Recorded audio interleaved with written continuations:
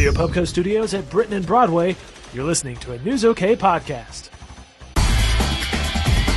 Hi, welcome to the Comics Podcast. This is Greg Elwell, along with, what are you again? Kyle Roberts. Hey, Rob. That's right. This week we're going to be talking about 3 comics. Iron Fist, number 17. The Uncanny X-Men, number 500. And also Wolverine First Class, number 5. Yep. And first, let's say Matt Price is gone, and he's at Comic-Con, so I'm pretty jealous of that. I prefer to think that he's dead. At Dead Comic-Con. Indeed. It makes it easier for me to not be there. All right. Yeah. Okay. Invincible Iron Fist, number 17. This is the first issue with new writer Dwayne Swierczynski. Mm-hmm. I think that's how you say his name, and honestly, I don't care. That works. But I really liked it. I think it's funny, well written, and honestly, it brings in a kind of a new bad guy. Yeah, and Luke Cage is in it. you can't go wrong. Cannot. Well, this is it's a new feel for Iron Fist. This is the first one after Matt Fraction has left, and honestly, I was a little bit worried that the story was going to drop off. It was going to be too different, but Dwayne Swierczynski has really kept the flow going, mm-hmm. and honestly, I'm sticking with this one. I'm Iron Fist all the way. Yeah, I didn't know much about Iron Fist, to be honest, when I started reading this, but I liked it. I liked the kung fu type style in it. I liked the flashback 1800s mm-hmm. part, to the story as well. I learned Iron Fist is kind of like Tim Allen Santa Claus, and the fact that someone else becomes Iron Fist, in the future. Well, and so a good jumping on point for anybody who hasn't been reading Iron Fist. A big huge anniversary issue, Uncanny X-Men 500.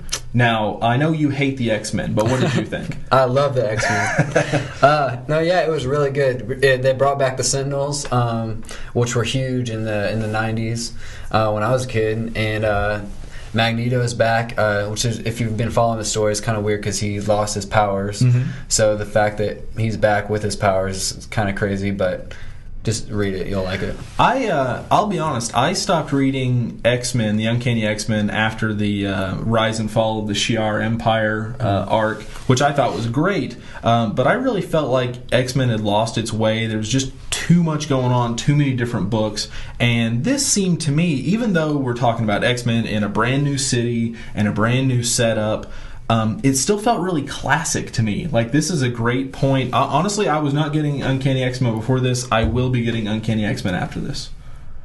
Great comic. Yes. Just pick it up. It's awesome. Next, Wolverine First Class, number 5. This is basically about Wolverine.